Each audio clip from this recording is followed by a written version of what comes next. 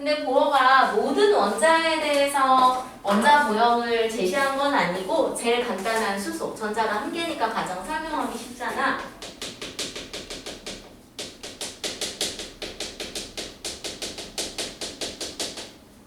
자, 그래서 저런 부분을 설명하기 위해서 새롭게 원자 모형을 발표하게 되는데 어느 정도는 러더퍼드의 이론을 그대로 따라가. 사실 그 이상 설명할 거는 어느 정도 없다고 생각한 거지. 원자핵을 중심으로 해서 전자가 돌고는 있다. 근데 아까 원래 뭐라 그랬어? 돌고 있다는 건 가속 운동하고 있기 때문에 얘가 질량을 결손시키면서 전자기파를 발생시켜야 하는데 그럼 왜 그런 일이 일어나지 않느냐? 자, 첫 번째로 양자 조건을 내걸어. 전자가 이상하게 특정 궤도에서는 안정적이어가지고 가속 운동을 하는데도 전자기파를 발생하지 않는 그런 특정 거리가 있다는 거야. 특정 궤도에선 안정적이다. 그래서 전자의 안정한 궤도가 띄엄띄엄 존재한다는 거야. 모든 곳이 가능한 건 아니고 띄엄띄엄. 근데 이렇게 띄엄띄엄 존재한다. 이건 연속적이지 않고 불연속적이다 라고 하고 이걸 우리가 양자화되어 있다 라고 얘기를 해.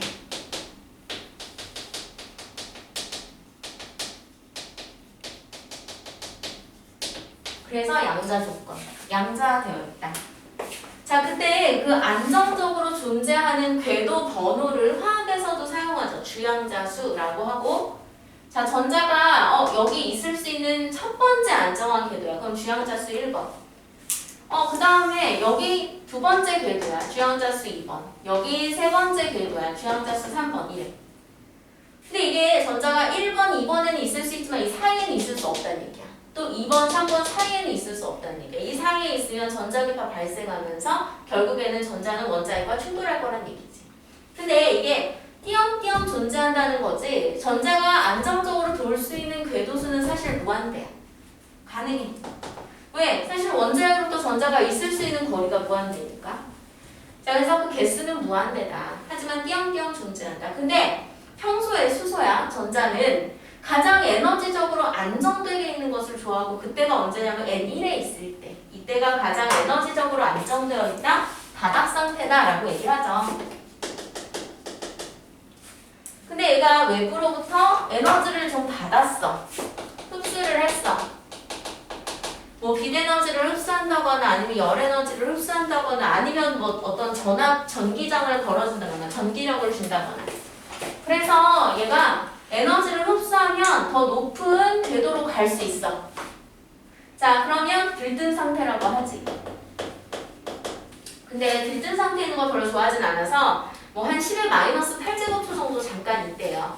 그럼 얘가 다시 바닥 상태로 내려와. 그럼 이렇게 내려올 때는 지금 가지고 있었던 에너지만큼이 불필요하거든. 아까 흡수했던 만큼. 그래서 그만큼을 다시 어떻게 하냐면 방출해. 이때 방출할 때 나오는 빛이 바로 스펙트럼이 되는 거야. 그 선 스펙트럼이 되는 거죠. 오케이? 자, 이때 이렇게 왔다 갔다 하는 것을 우리는 전이한다 라고 얘기를 하고 그럼 전자가 이 궤도별로 갖는 에너지 값이 어떻게 되느냐 그걸 우리가 에너지 준위라고 하는데 이때 전자가 갖는 에너지는 두 종류의 에너지가 있어.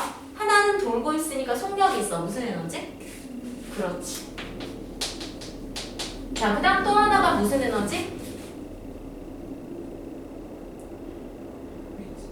위치 에너지.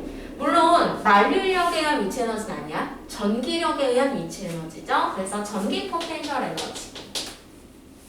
자, 근데 그 값의 합이 이 궤도 번호에 따라 다른데 올라가면서 커지거든.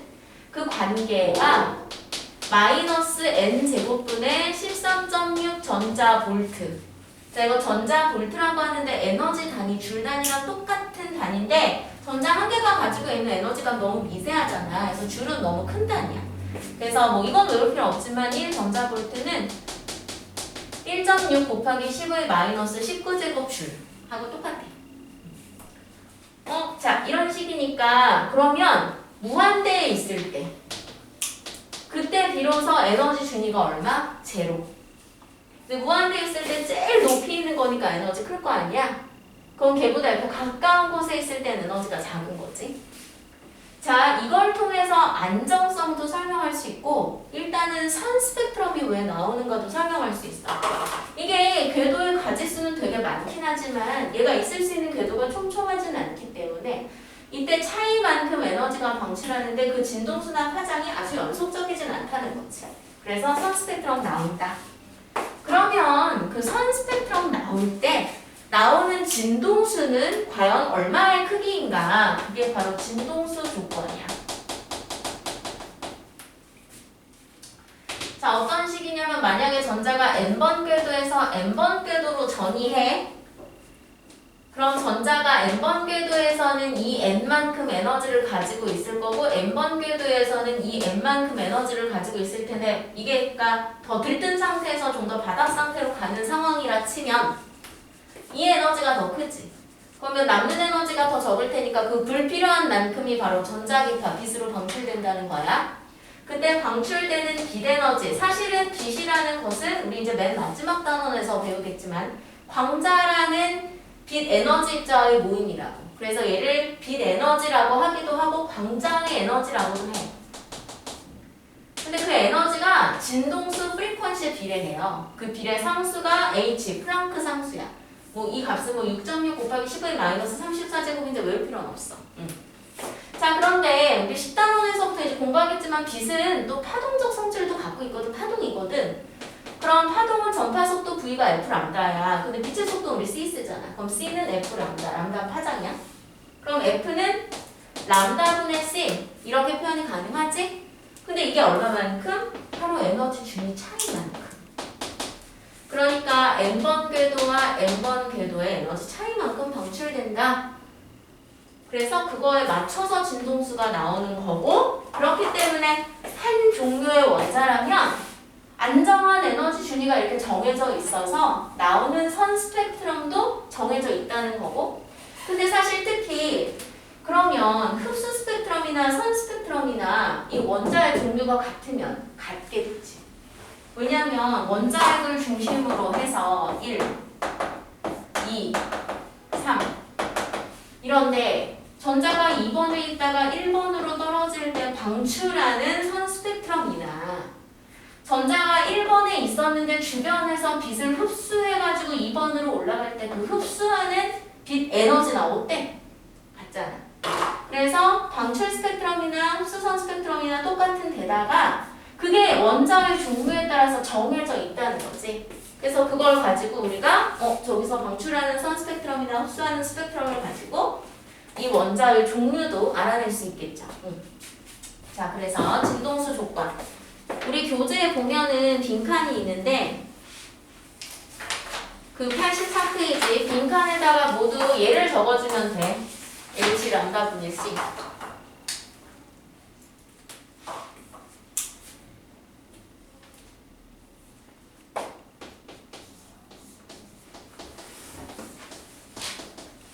자, 특히 이런 식이야. 전자가 수소야, 수소. 어디에 있었는지 모르겠지만 어쨌거나 도착지가 1번이야. 2번에서 1번, 3번에서 1번, 무한대에서 1번.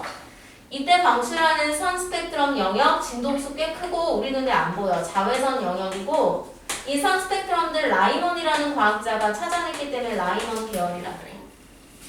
자, 또 전자가 어디에서 출발했는지 모르겠지만 2번으로 도착하는 애들 3번에서 2번, 4번에서 2번, 무한대에서 2번 얘네보다 진동수 영역이 좀 작아. 우리 눈에 보여. 가시광선. 얘네는 발머라는 과학자가 알아내서 이 선 스펙트럼들을 발머 계열. 자, 또 전자가 4번에서 3번, 5번에서 3번, 무한대에서 3번 이거보다 에너지가 더 작아. 그래서 진동수가 더 작거든. 우리 눈에 안 보여. 적외선. 이건 파시엔이라는 과학자가 찾아내서 파시엔 계열. 4번으로 떨어지면 또 브래킷 계열이라고 하는데 안 외워도 돼. 안 나와. 자, 어쨌거나 얘네들. 그래서 얘네 알아두도록 하고 특히 아까 에너지 준위식이 이렇다고 했잖아. 사실 이거는 안 외워도 되는데 마이너스 n제곱분의 1의 형태다 정도는 알아두는 게 좋겠어. 그러면 이 원에서의 에너지가 마이너스 13.1 13.6이고 여기서 에너지가 마이너스 2제곱분의 13.6이니까 마이너스 4분의 13.6, 즉 3.40. 그러면 또 3번에서의 에너지는 마이너스 1. 얼마 얼마 뭐 이런 식으로 무한대로 가야 0이거든? 그럼 봐봐. 라이몬 계열 중에 제일 작은 애가 2번에서 1번으로 떨어진 애야. 에너지가 제일 작은 거. 근데 그게 발모 계열 중에 제일 큰 거, 무한대에서 2번으로 떨어지는 것보다도 무조건 에너지가 크지. 왜? 1과 2 사이가 무려 10.2만큼 차이 나거든. 근데 2와 무한대까지 기껏해야 3.4밖에 차이 안 난다. 그래서 영역이 바뀌면 그 중에 제일 작은 값이라고 할지라도 더 큰 거보다, 그 전 계열의 가장 큰 거보다 더 커요. 특히 이게 전체 해봐야 13.6인데 1과 2가 10점이니까 거의 대부분을 다 갖고 가고 있어. 위로 올라가면서 에너지 주입 차가 점점 줄어들고 있어.